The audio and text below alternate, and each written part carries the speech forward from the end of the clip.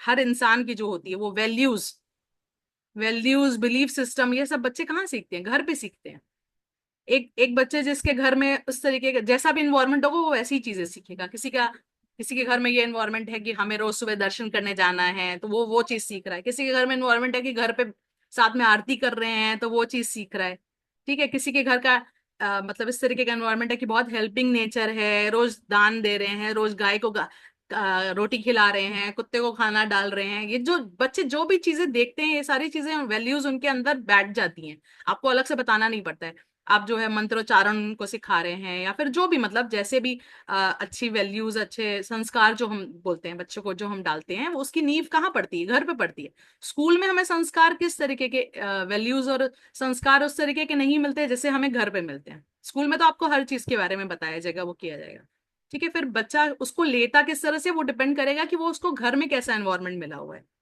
अगर घर में लोग मतलब उस विचारधारा के हैं कि लोगों की भलाई करनी चाहिए, लोगों की हेल्प करनी चाहिए, अपना दूसरों के बारे में ना सोच के खुद के बारे में सोचना चाहिए कि हम अपने आप को कैसे बेहतर बना सकते हैं, तो बच्चा वो सारी चीजें जो है फैमिली वैल्यूज जो घर में जैसा बच्चा देख रहा है वो वही चीजें सीखता है।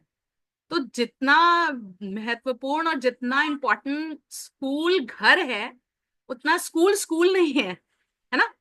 उतना स्कूल इंपॉर्टेंट नहीं है। स्कूल में तो बच्चा जा रहा है, ठीक है, रूटीन है, जा रहा है, डिसिप्लिन सीख रहा है, एक करिकुलम बना दिया गया है, फॉलो कर। हम ये नहीं, हम क्रिटिसाइज नहीं कर रहे हैं स्कूल को, लेकिन एक बहुत बड़ा इंपॉर्टेंस जो घर की है वो हम लोग मिस कर देते हैं। वो होता है ना कि जो चीज हमें इजीली मिल जाती है हम उसको मतलब कि भूल जाते हैं कि उसकी वैल्यू क्या है।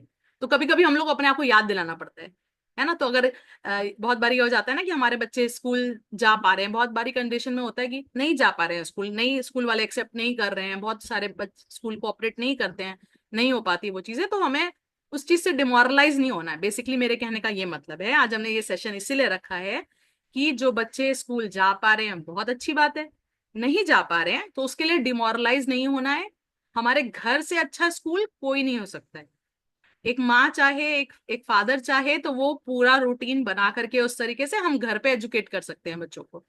एजुकेशन के लिए हम चाहे तो हम लोग कोई सीबीएसई पैटर्न फॉलो करना है तो वो कर सकते हैं, या फिर जैसे कि एक बेसिक हमें पता है कि हमारे बच्चे का इस चीज में इंटरेस्ट है या उसकी इस लेवल तक ये इस पर्टिकुलर सब्जेक्ट में नॉलेज है, उसके बाद से हम शुरू कर सकते हैं उसके साथ एक रूटीन बना लें उस तरीके का।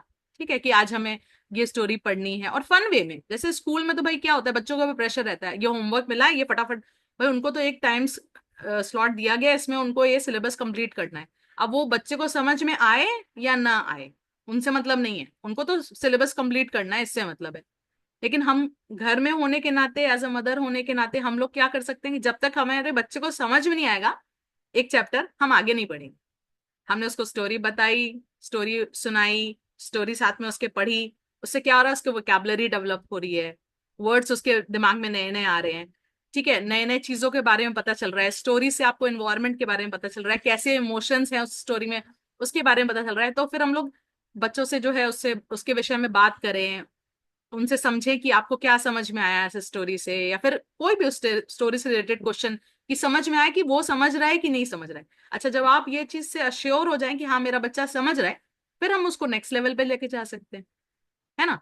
फिर आप उनको जैसे अगर आप चाहे तो आप वर्ड्स स्पेलिंग सिखा सकते हो। आप जो है रीडिंग और जैसे कि एक एक लेवल आप बढ़ाते चले जाओ, जैसे रीडिंग करना सिखाओ धीरे धीरे करके।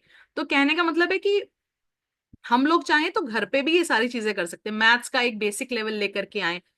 ठीक है, बेसिक चीजें सिखाएं, 1 2 3 4 जो जिसका जो लेवल है उस लेवल से उठाएं, शुरू करें, और जैसे उसको समझ में आ रहा है उस तरह से, और या फिर अ, जैसे साइंस के कुछ कंसेप्ट्स हैं वो हर चीज इंट्रोड्यूस, नया नया चीज दिखा करके। और आजकल तो यूट्यूब पे इतनी अच्छी अच्छी सारी चीजें अवेलेबल हैं, कोई कंसेप्ट आपको सिखाना है तो हाँ। और बेसिकली चक्कर क्या हो जाता है कि हमारे बच्चों के साथ तो एग्जैक्टली जैसा बताया जाएगा यूट्यूब पे या फिर जैसा बुक्स में लिखा रहेगा एग्जैक्टली वो उस तरह से शायद ना भी समझे, तो वो फिर हमारे ऊपर डिपेंड करेगा कि हम उसे कैसे समझाएं, उसे इतनी इजी लैंग्वेज बना दें या उस तरह से बना दें कि वो बच्चे को हमारे समझ में आने लगे, है ना?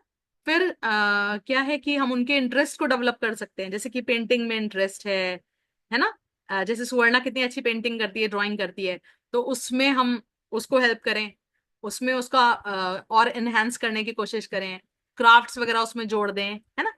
हाँ, क्राफ्ट्स वगैरह भी उसमें हम जोड़ सकते हैं, कर सकते हैं कि कैसे और इसकी ये स्किल डेवलप हो। या फिर एड ऑन कर सकते हैं कि चलो अच्छा डांसिंग में भी अच्छी है हमारी बच्ची, तो हम उसको डांसिंग में और वो करें। कोई जरूरी नहीं है कि एक एक रूटीन आपको फॉलो करना है। आप जो है हर दिन के सब, क्योंकि क्या होता है कई बार हम लोग भी बहुत सारी चीजें अपने लिए डिसाइड करते हैं कि आज हम जो है कल हम नाश्ते में ये बनाएंगे, लंच में ये बनाएंगे, खाने में ये बनाएंगे। पर वो क्या होता है कि जैसा सिचुएशन आती है तो कभी कभी हम लोग को चेंज भी चीजें करनी पड़ती है ना। बस एकदम उसी तरीके से बच्चे के साथ भी हम अपने हिसाब से, बच्चे के हिसाब से, बच्चे के कितनी अंडरस्टैंडिंग हुई है उस हिसाब से चीजों को कर्टेल करके और उस हिसाब से उनका शेड्यूल बना सकते हैं। और जरूरी नहीं है कि सारा कुछ हमें ही करना है, बहुत ज्यादा बर्डन ना फील करें। बहुत सारे आप जो है दूसरे दूसरे पेरेंट्स से भी हेल्प ले सकते हो, जैसे हमारी कम्युनिटी है, हम लोग एक दूसरे की हेल्प कर सकते हैं।